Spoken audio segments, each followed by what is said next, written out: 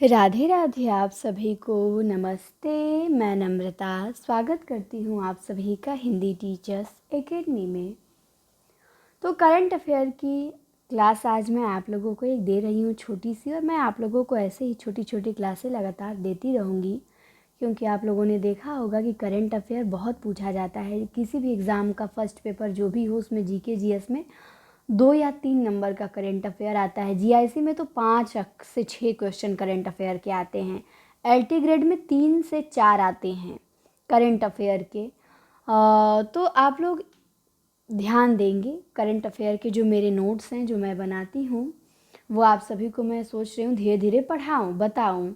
10-10, 15-15 question यदि आप लोगों को डेली या फिर एक दिन गैप करके भी मिले तो आप लोग तैयार कर लेंगे, तो आपको इधर उधर कंफ्यूज नहीं होना पड़ेगा कि करंट अफेयर के लिए क्या पढ़ें, कैसे पढ़ें। क्योंकि जो इम्पॉर्टेंट क्वेश्चन होते हैं उन्हीं को मैं छांट के लिखती हूँ, उन्हीं को मैं अपने नोट्स में जगह देती हूँ। बाकी जो पूछे जाने लायक हैं हमारे टीचिंग एग्ज़ाम में, अदर कोई भी महत्वपूर्ण जो भी परीक्षाएं हैं हर जगह, तो उसी के लिए ये मेरी क्लास है। और आप लोगों को पसंद आएगी तो आगे भी मैं इसे लाऊंगी। तो मैंने सोचा कि पहले मैं आप लोगों को पढ़ाऊँ। चूँकि ये टाइप नहीं है, मेरा खुद का नोट्स है, तो अब ऐसे ही नोट्स बनाए हैं रफली, तो मैंने सोचा ऐसे ही पढ़ाया जाए। अब टाइप करने का समय कहाँ है, हिंदी भी पढ़ाना है, जीके भी पढ़ाना है, इसको भी पढ़ाना है, तो सीधे मैंने सोचा नोट्स ही पढ़ा दिया जाए, ज़्यादा अच्छा रहेगा। तो पहला प्रश्न है कि 2023 के लिए दादा साहेब फाल्के पुरस्कार किसे दिया गया? ध्यान देंगे। ये इसकी घोषणा हुई है 2025 में कि दिया जाएगा, और लेकिन ये पुरस्कार 2023 का ही है। तो 2023 के लिए दादा साहेब फाल्के पुरस्कार देने की घोषणा की गई है। एक एक्टर हैं मोहनलाल, मलयालम भाषा के हैं और केरल के हैं ये, तो ध्यान देंगे। फिल्में भी देखे होंगे, साउथ की इनकी फिल्में आती हैं, मैंने तो देखा है। मोहनलाल, इनको 2023 का दादा साहेब फाल्के पुरस्कार देने की घोषणा की गई है। तो ये पूछा जा सकता है, बहुत इंपॉर्टेंट क्वेश्चन है। हालांकि इस क्लास में मैं 15 क्वेश्चन लाई हूँ और 15 चुने हुए प्रश्न हैं, छाटे हुए प्रश्न हैं जो बिल्कुल पूछे जा सकते हैं। तो जो दादा साहेब फाल्के पुरस्कार है, ये सिनेमा के क्षेत्र में दिए जाने वाला सबसे बड़ा पुरस्कार है, दादा साहब फाल्के पुरस्कार। ये 2023 का ये पुरस्कार है, 25 में इसे दिए जाने की घोषणा की गई है। और 2022 का दादा साहेब फाल्के पुरस्कार दिया गया था 24 में। तो 22 वाला किसे मिला था, मतलब मोहनलाल से पहले किसे मिला था दादा साहेब फाल्के पुरस्कार? तो वो मिला था मिथुन चक्रवर्ती को। ध्यान देंगे। तो दादा साहेब फाल्के पुरस्कार 2023 का, मोहनलाल एक्टर है, यही ज़्यादा पूछे जाने की संभावना है। इनको दी गई देने की घोषणा हुई है, इस 25 में दिया जाएगा। ये केरल के थे, मलयालम भाषा के एक्टर हैं, और सिनेमा जगत में दिया जाने वाला सबसे बड़ा पुरस्कार है दादा साहेब फाल्के पुरस्कार। इसके बाद हमारा दूसरा प्रश्न है कि बीसीसीआई के नए अध्यक्ष किसे नियुक्त किया गया है? इससे पहले बीसीसीआई के अध्यक्ष थे रोजर बिन्नी।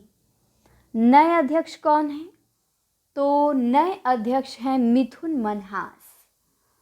ध्यान देंगे। बीसीसीआई भारत का क्रिकेट बोर्ड है, जो क्रिकेट कंट्रोल बोर्ड है, सब वही देखता है। बीसीसीआई की जो स्थापना है वो 1 दिसंबर 1928 में ही हो गई थी। कब हुई थी बीसीसीआई की स्थापना? 1 दिसंबर 1928 में। बीसीसीआई का मुख्यालय कहाँ है? तो इसका जो मुख्यालय है वो है मुंबई, महाराष्ट्र में। तो ध्यान देंगे, जो बीसीसीआई का मुख्यालय है वो मुंबई में है, और इसकी स्थापना हो गई थी 1928 में ही। और इसके जो वर्तमान में अध्यक्ष नियुक्त किए गए हैं मिथुन मनहास, नाम याद रखिएगा, मिथुन मनहास। जो जो टॉपिक से करंट अफेयर में, हालांकि मैंने पूरा प्रीवियस ईयर पेपर एनालिसिस कर लिया है, किस किस टॉपिक से प्रश्न हमारे एग्जाम्स में पूछे जा रहे हैं, तो उसी का करंट अफेयर में मैं अब उसी को बस करंट में करके बदल के और ला के यहाँ पे आप लोगों को कराऊंगी। तो बीसीसीआई के नए अध्यक्ष मिथुन मनहास को नियुक्त किया गया है। इसके बाद है एक चर्चित एयरबेस है, बगराम एयरबेस। ये किस देश में है? तो ये अफगानिस्तान में है। इसी को तो अमेरिका फिर से, पहले अमेरिका का ही था एयरबेस, फिर तालिबान ने इस पे वो अपना कर लिया राज्य, तो तालिबान का हो गया, अफगानिस्तान में अब ये है। तो अब अमेरिका फिर से इसे चाह रहा है कि फिर से मैं इसे ले लूँ ताकि इंडिया और चाइना पे नज़र रख लूँ। ये ऐसा एयरबेस है जहाँ पे आप इंडिया और चाइना से मतलब संपर्क कर सकते हैं आसानी से। तो बगराम एयरबेस जो है ये किस देश में स्थित है? हाल ही में ये बहुत चर्चित रहा एयरबेस। तो ये है अफ़गानिस्तान में स्थित। कहाँ पे? अफ़गानिस्तान हमारा पड़ोसी देश है, अच्छी मित्रता है हमारी वहाँ से। तो चर्चित जो बगराम एयरबेस है वो कहाँ पे है? अफ़गानिस्तान में है। इसके बाद है चौथा प्रश्न कि किस खिलाड़ी ने विराट कोहली का रिकॉर्ड तोड़कर भारत की सबसे तेज ओडीआई शतकीय पारी का रिकॉर्ड बनाया है? तो वो हाल ही में अभी बनाया है स्मृति मंधाना ने। हालांकि इन्हें फीमेल में विराट कोहली ही माना जाता है, महिला क्रिकेटर हैं, ये बहुत अच्छे क्रिकेटर हैं। जैसे मेल में विराट कोहली हैं वैसे फीमेल में स्मृति मंधाना है। सबसे तेज ओडीआई शतक बनाया था विराट कोहली ने 52 गेंदों में, उनसे भी तेज बनाया स्मृति मंधाना ने। हालांकि ओडीआई क्रिकेट जो होता है इसमें शतक बनाना में थोड़ा मुश्किल होता है और ये पहली ऐसी महिला हैं, महिला में देखा जाए तो जो ओडीआई में शतक बनाई हैं भारत की। तो मात्र 50 गेंदों में इन्होंने 100 रन बनाया है स्मृति मंधाना ने।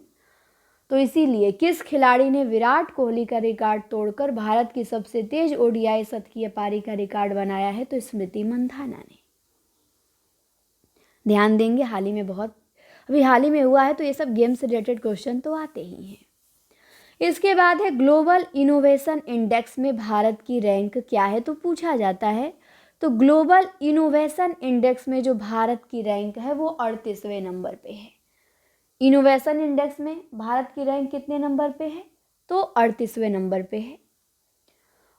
छठवां नंबर का प्रश्न है कि 2025 में मेंस कैटेगरी में बैलोन डी ओर अवार्ड किसे दिया गया? तो ये अवार्ड दिया गया उस्मान डेम्बले को जो फ्रांस के थे। तो ध्यान देंगे, बैलोन डी ओर ये अवार्ड फुटबॉल में दिया जाता है, जो हर वर्ष दिया जाता है जो बेस्ट फुटबॉलर होते हैं उनको। तो 2024 में बेस्ट फुटबॉलर थे आपके उस्मान डेम्बले जो फ्रांस के थे, तो इन्हें दिया गया बैलोन डी ओर अवार्ड। और विमेंस कैटेगरी में ये पुरस्कार दिया गया इटली की थी एटाना बोनामाटी। लगातार तीसरी बार इनको दिया गया है एटाना बोनामाटी को। तो ध्यान देंगे कि बैलोना डी ओर जो पुरस्कार है फुटबॉल में जो बेस्ट फुटबॉलर होते हैं उन्हें दिया जाता है। तो 2025 में बेस्ट फुटबॉलर थे उस्मान डेम्बले और वुमेन्स कैटेगरी में ये दिया गया एटाना बोनामाटी को। इसके बाद है कि हुरून इंडिया वेल्थ रिपोर्ट 2025 के अनुसार सबसे ज़्यादा मिलीनियर्स किस राज्य में हैं भारत के? तो मुंबई में सबसे ज़्यादा मिलीनियर्स हैं भाई। सारे मिलीनियर्स वहीं पे तो हैं, जितने सेलिब्रिटी हैं, बिजनेसमैन हैं, सब मुंबई में ही ना है। तो इसीलिए मुंबई के बाद दूसरे नंबर पे आया है दिल्ली, दिल्ली के बाद आया है बेंगलुरु। तो हुरून इंडिया वेल्थ रिपोर्ट 2025 के अनुसार सबसे ज़्यादा मिलीनियर्स किस राज्य में है? मुंबई में। इसके बाद है 8वां नंबर का प्रश्न कि सीपी राधाकृष्णन जो भारत के नए राष्ट्रपति बने हैं, अब तक भारत के कितने उपराष्ट्रपति ने राष्ट्रपति का पद भी संभाला है? तो ये प्रश्न ये पूछना चाह रहा है आपसे कि भारत में अब तक कुल 15 उपराष्ट्रपति, 15वें नंबर के सीपी राधाकृष्णन हैं। इनसे तो ऐसे कितने उपराष्ट्रपति रहे हैं जो राष्ट्रपति का पद भी संभाले हैं? तो 6 लोग ऐसे थे जो राष्ट्रपति भी हैं और उपराष्ट्रपति भी हैं। हालांकि सीपी राधाकृष्णन ये केवल उपराष्ट्रपति ही अभी हैं, भविष्य में अब बन सकते हैं ये नहीं कहा जा सकता है। तो ध्यान देंगे 6 लोग ऐसे थे जो उपराष्ट्रपति राष्ट्रपति दोनों का पद संभाले थे। और भारत के 15वें उपराष्ट्रपति पूछेगा तो सीपी राधाकृष्णन है जो एनडीए के उम्मीदवार थे जिनकी जीत हासिल की। इन्होंने किसको हरा के जीत हासिल किया? तो बी किशन रेड्डी थे जो इंडिया गठबंधन की ओर से चुनाव में उठे थे। और उपराष्ट्रपति के भी हाल ही में तो सितंबर में हुआ था, बताया भी था मैंने। तो उनको हरा के और सीपी राधाकृष्णन उपराष्ट्रपति बनाए गए हैं, ये जीते हैं। तो हमारे वर्तमान में ये उपराष्ट्रपति हैं। और पूछेगा भारत के 15वें उपराष्ट्रपति तो यही हैं। ये तमिलनाडु से हैं और इससे पहले ये महाराष्ट्र के अभी गवर्नर थे, लेकिन जब उपराष्ट्रपति बन गए तो गवर्नर के पद से इस्तीफा दे दिए। तो ध्यान देगा, ये भी पूछ सकता है कि सीपी राधाकृष्णन जो वर्तमान में उपराष्ट्रपति बने हैं, इससे पहले ये किस राज्य के गवर्नर थे? तो महाराष्ट्र के गवर्नर थे। तो ये क्वेश्चन आप लोगों को अब क्लियर हो गया होगा। इसके बाद 9वां प्रश्न है कि भारत का पहला स्वदेशी रूप से विकसित माइक्रो प्रोसेसर चिप का नाम क्या है?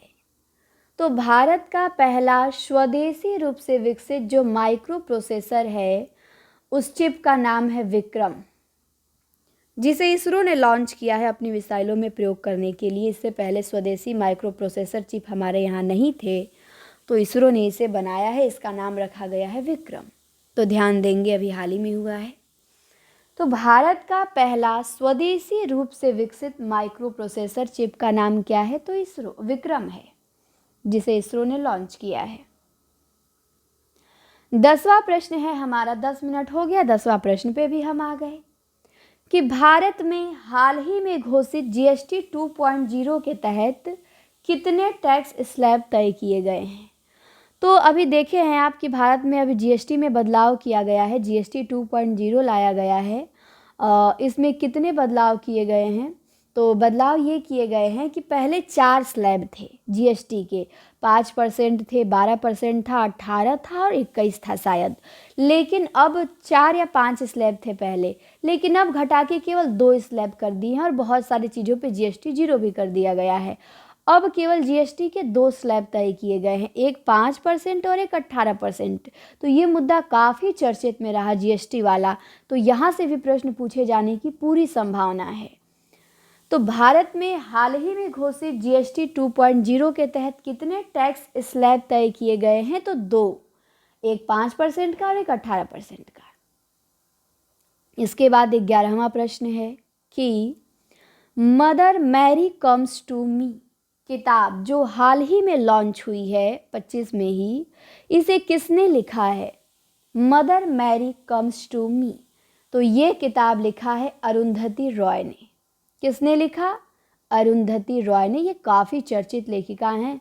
मैंने इनका बीएचयू का एंट्रेंस दिया था तो भी वहाँ इनसे प्रश्न आया था, फिर बीएड का एंट्रेंस दिया वहाँ भी आया। तो हर जगह अरुंधति राय, चाहे यूपी पुलिस का दीजिए, एसआई का दीजिए, कोई भी बड़ा छोटा एग्ज़ाम दीजिए, इनकी एक पुस्तक पूछ ही ली जाती है। फेमस लेखिका हैं, भारत की ही हैं, मेघालय के से आती हैं ये, शिलोंग से। मेघालय की राजधानी शिलोंग है, वहीं से आती हैं अरुंधति रॉय। इनको साहित्य अकादमी भी मिला था, इनको बुकर प्राइज़ भी मिला है, तो काफ़ी चर्चित लेखिका हैं। तो इनकी पुस्तक अपनी माता और अपनी जो स्टोरी है उसको स्मृति चित्र में ये वर्णन की हैं। तो ये पुस्तक आपसे पूछी जा सकती है कि mother Mary comes to me किताब किसने लिखा? तो ये लिखा अरुंधति रॉय ने। और इनकी पुस्तक यही वाली पूछी गई थी कि the God of small thing, सबको पता ही होगा, बड़ी चर्चित पुस्तक है। इसी के लिए इनको बुकर प्राइज़ मिला था अरुंधति राय को। तो ध्यान देंगे, the God of small thing पुस्तक भी पूछी जा सकती है, इसी के लिए बुकर प्राइज़ अरुंधति रॉय को दिया गया है। बहुत बड़ा पुरस्कार है बुकर प्राइज़। तो 11 प्रश्न हमने देखा। अब आते हैं 12वें प्रश्न पे। 12वां प्रश्न है कि भारत का पहला क्यूआर आधारित डिजिटल हाउस एड्रेस सिस्टम कहाँ लॉन्च किया गया है? तो ये लॉन्च किया गया है मध्य प्रदेश के इंदौर में। भारत का पहला क्यूआर आधारित डिजिटल हाउस एड्रेस सिस्टम कहाँ लॉन्च किया गया है? तो मध्य प्रदेश के इंदौर में लॉन्च किया गया। इसका मतलब जानते हैं, जैसे घर पे नेम प्लेट लगा होता है, तो अभी मध्य प्रदेश में इंदौर तो वैसे ही सबसे क्लीन सिटी है, बहुत विकसित शहर है वो, तो इंदौर में लगाया गया है। हर घर पे जो नेम प्लेट रहेगा उस पर अब एक क्यूआर रहेगा स्कैन करने के लिए, वो उसे स्कैन करके आपका एकदम एग्जैक्ट लोकेशन पता लगाया जा सकता है। सरकार की जो स्कीम होगी वो आसानी से आपके यहाँ पहुँचेगी, जो नगर पालिका की स्कीमें होती हैं वो भी आपके यहाँ पहुँचेगी। और आप किसी को यदि अपना एड्रेस भेजना चाहते हो तो क्यूआर भेज देंगे, उसके यहाँ जीपीएस ऑन हो जाएगा, वो आपका ट्रैक करके आसानी से घर आ जाएगा। तो ये अभी पहली बार हुआ है इंदौर में। भारत का पहला क्यूआर आधारित digital house address system Indore में लॉन्च किया गया है। ये सब क्वेश्चन बहुत गिने चुने, मैं कहती हूँ करंट अफेयर पढ़ना है, लेकिन करंट अफेयर में बिल्कुल डूबना नहीं, हमें ये छांटना आना चाहिए कि कहाँ कहाँ से हमारे एग्ज़ाम में पूछा जा सकता है, किस किस टॉपिक को ज़्यादा चर्चा में रहा है और क्यों कौन कौन से टॉपिक हमारे एग्ज़ाम में उठाए जा सकते हैं।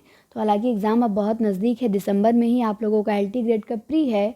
तो अगर आप लोगों को ये क्लास पसंद आएगी, समझ में आएगा और लगेगा कि हाँ जारी रखा जाए, तो मैं इसे रखूँगी। मेहनत पड़ेगा मेरे लिए, क्योंकि और क्लासें भी हैं बहुत सारी, लेकिन फिर भी मेरा पूरा प्रयास रहेगा, क्योंकि एग्ज़ाम बहुत करीब है। अब 1.5 महीना समय रह गया है आपके LT ग्रेड में। ये MRS का भी है, GIC का भी होगा। तो इसीलिए मैंने सोचा है कि अब इसे किया जाए, क्योंकि अब बाकी पढ़ेंगे ना तो आप एक एक 1.5 घंटा लोग करंट अफेयर पढ़ाते रह जाते हैं। तो एक एक 1.5 घंटा यदि आप दिन में केवल करंट अफेयर पढ़ेंगे तो फिर आप साहित्य कब पढ़ेंगे, GK GS कब पढ़ेंगे, बाकी सब चीज़ें कब पढ़ेंगे। तो मुझे ये लगा कि मैं आप लोगों को कम समय में और जो पूछे जाने वाली चीज़ें हैं वो प्रोवाइड करा दूंगी, तो ये आप लोगों के लिए आसानी हो जाएगा। क्योंकि आप किसी भी टीचर से पढ़िए, चाहे बुक से भी पढ़िए, सब एक एक घंटा करंट अफेयर को ही खींचेंगे। उनको क्या पता कि आपको साहित्य भी पढ़ना है, आपको GK GS भी पढ़ना है। अब करंट अफेयर पढ़ाएंगे तो उसी में डूबे रहेंगे। तो फिर मैंने सोचा नहीं, कम समय में मैं आप लोगों को अच्छी अच्छी चीज़ें दूँ, जिससे 10-12 मिनट में, 15 मिनट में आपका करंट अफेयर तैयार हो जाए और आपको बोरियत भी ना लगे। आप लोग इसे नोट्स बना के लिख लें और अपने सिलेबस को, पूरे सिलेबस को अच्छे से समय दे पाएँ।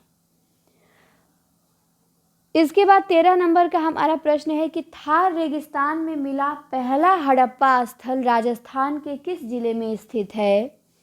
तो ये है जैसलमेर में स्थित। थार रेगिस्तान में मिला पहला हड़प्पा स्थल। रेगिस्तान में तो वैसे कई हड़प्पा स्थल मिले हैं, लेकिन थार रेगिस्तान में मिला। अभी मैंने दिन में आज ही बताया था कि सबसे बड़ा रेगिस्तान है थार रेगिस्तान, और थार रेगिस्तान में मिला पहला हड़प्पा स्थल कहाँ पे है, जैसलमेर में है। राजस्थान के किस शहर में, जैसलमेर में मिला है, ये भी पूछा जाएगा। फिर 14 नंबर का प्रश्न है कि 130वां संविधान संशोधन विधेयक 2025 किस अनुच्छेद को संशोधित करेगा। तो ये अनुच्छेद 75 जो है संविधान में, उसे संशोधित करेगा। अभी आप देखे होंगे न्यूज़ में, ये भी काफ़ी चर्चा में रहा। 130वां संविधान संशोधन, विपक्ष ने इसका काफ़ी विरोध भी किया, कई लोगों ने विरोध किया, कुछ लोग पक्ष में भी रहे इसके। इसमें क्या है, ये था इसमें 130वां संविधान संशोधन में यदि संसद में पारित हो जाएगा, फिर राष्ट्रपति सिग्नेचर कर देंगी तो ये लागू हो जाएगा। इसमें ये संशोधन किया गया है कि कोई भी राज्य का जो मुख्यमंत्री है या स्वयं प्रधानमंत्री ही क्यों ना हो, यदि वो 30 दिन से अधिक जेल में रहते हैं और उनको सज़ा सुना दी जाती है कि हाँ 5 साल 3 साल की सज़ा मिल गई है, और 30 दिन से अधिक वो जेल में रहते हैं, तो 31वें दिन उन्हें अपने पद से इस्तीफा देना पड़ेगा। हालांकि ऐसा पहले नियम नहीं था कहीं भी संविधान में। तो दिल्ली के मुख्यमंत्री अरविंद केजरीवाल थे, जिन्होंने जेल से सरकार चलाई थी कुछ महीने तक। बाद में उन्होंने भी जब जेल से बाहर आए तो मुख्यमंत्री बदला, लेकिन जेल से उन्होंने सरकार चलाई। तो अब जो भी हो, उस समय भी बहुत प्रेशर था सरकार का कि उनको इस्तीफ़ा दे देना चाहिए। अब तो उन्होंने नहीं दिया। उनकी जिद थी कि संविधान में कहीं लिखा ही नहीं है कि आप जेल से सरकार नहीं चला सकते हैं, तो मैं क्यों इस्तीफ़ा दूँ। और बहुत लोग दे भी देते हैं, लेकिन उन्होंने नहीं दिया। तो अब ये संशोधन लाया जा रहा है कि नहीं, लेकिन ये ठीक भी है और नहीं भी ठीक है, क्योंकि अब तो आप किसी को फंसा के मुख्यमंत्री को और 30 दिन जेल में रख देंगे, 31वें दिन इस्तीफ़ा दिलवा देंगे। ये तो आपके हाथ में पावर है ना, केंद्र सरकार के हाथ में पावर है।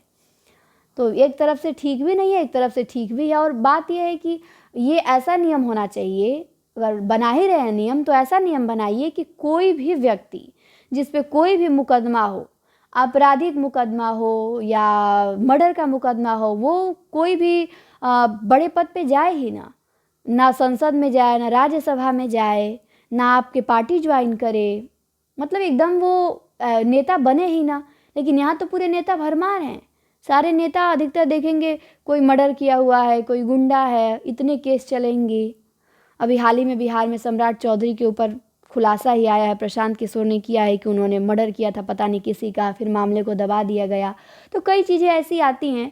तो आपको यही नियम लाना है तो सीधे यही नियम लाइए कि कोई भी ऐसा व्यक्ति नेता ही न बनेगा, उसे कोई भी राज्यसभा संसद चुनाव लड़ने का अधिकार ही नहीं रहेगा। सबसे बढ़िया ये रहेगा। लेकिन देखिए, अगर संसद में ये बिल पारित हो जाती है तो फिर ये नियम आ जाएगा कि 30 दिन से अधिक कोई भी रहेगा तो उन्हें इस्तीफ़ा देना पड़ेगा, जेल में रह गए तो ध्यान देना है आपको। अब तो आप लोगों को याद ही हो गया होगा ये कि 130वां संविधान संशोधन विधेयक 2025 लाया गया है और ये अगर पारित हो जाएगा तो किस अनुच्छेद को संशोधित करेगा? तो अनुच्छेद 75 को संशोधित करेगा। फिर हमारा 15वां प्रश्न है कि विश्व प्रतिस्पर्धा सूचकांक WCR 2025 में शीर्ष स्थान किस देश ने प्राप्त किया है?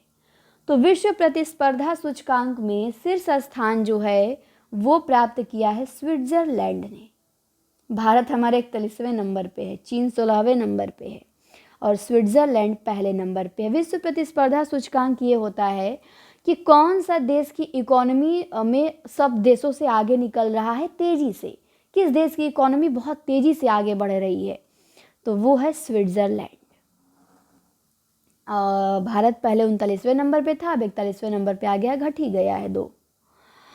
तो विश्व प्रतिस्पर्धा सूचकांक में शीर्ष स्थान पे स्विट्जरलैंड है। तो हमने 15 क्वेश्चन देखे 20 मिनट में। आज थोड़ा सा कुछ बातें भी हो गई तो ज़्यादा लगा, लेकिन ज़्यादा समय नहीं लगेगा। फिर से मैं रिवीजन कर देती हूँ ताकि आप लोगों को क्लास में ही याद हो जाए। 2023 के लिए दादा साहेब फाल्के पुरस्कार किसे दिया गया? मोहनलाल को दिया गया।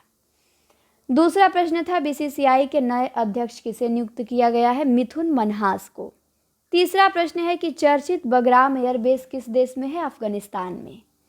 चौथा प्रश्न है कि विराट कोहली का रिकॉर्ड किसने तोड़ा है ODI शतकीय पारी में? तो स्मृति मंधाना ने। ग्लोबल इनोवेशन इंडेक्स में भारत की रैंक क्या है? 38वीं रैंक है। फिर है 2025 में मेंस कैटेगरी में बैलोन डी ओर अवार्ड किसे दिया गया? तो उस्मान डेम्बले को दिया गया। बैलोन डी ओर अवार्ड ये संबंधित है फुटबॉल से। और वुमेन्स कैटेगरी में बैलोन डी ओर अवार्ड दिया गया इटली की एटाना बोनामाटी को। सातवां प्रश्न है हुरून इंडिया वेल्थ रिपोर्ट 2025 के अनुसार सबसे ज़्यादा मिलीनियर्स किस राज्य में है? मुंबई में है। CP राधाकृष्णन जो भारत के नए उपराष्ट्रपति बने हैं, अब तक भारत के कितने उपराष्ट्रपति ने राष्ट्रपति का पद भी संभाला है? तो 6 उपराष्ट्रपति ने। और भारत के 15वें उपराष्ट्रपति CP राधाकृष्णन हैं, तमिलनाडु से आते हैं। भारत का पहला स्वदेशी रूप से विकसित माइक्रो प्रोसेसर चिप का नाम क्या है? विक्रम है, इसरो ने लॉन्च किया है। हाल ही में घोषित GST 2.0 के तहत कितने टैक्स स्लैब तय किए गए हैं? तो 2। Mother Mary comes to me किताब जो हाल ही में लॉन्च हुई किसने लिखा? अरुंधति राय ने लिखा। भारत का पहला QR आधारित डिजिटल हाउस एड्रेस सिस्टम कहाँ लॉन्च किया गया है? मध्य प्रदेश के इंदौर में। थार रेगिस्तान में मिला पहला हड़प्पा स्थल राजस्थान के किस जिले में है? जैसलमेर में है। 130वां संविधान संशोधन विधेयक 2025 किस अनुच्छेद को संशोधित करेगा? तो अनुच्छेद 75 को। विश्व प्रतिस्पर्धा सूचकांक 2025 में शीर्ष स्थान पे कौन सा देश है? स्विट्जरलैंड है। तो 15 प्रश्न हमने देखे। आज मैंने चैनल पे आप लोगों को 2 वीडियो प्रतियोगिता साहित्य का दिया था और एक GK GS में हमने वीडियो दिया था छोटा सा। हमने देखा था भारत का सबसे बड़ा, ऊंचा और लंबा क्या है। और ये चौथी वीडियो आज मेरी है। संडे के दिन आप लोगों को 4 वीडियो मैंने दिया। आप लोग संडे मना रहे होंगे। संडे के दिन 4 आप लोगों को क्लासें मिली और ये क्लास आप लोगों को कैसी लगी? समझ में आया? कुछ याद हुआ कि नहीं हुआ? बताएंगे, नहीं तो फिर आप जहाँ जैसे पढ़ रहे होंगे पढ़ेंगे। नहीं तो यदि आप कम समय में पढ़ना चाहते हैं मुझसे तो फिर मैं ये क्लास आगे कंटिन्यू करूँगी।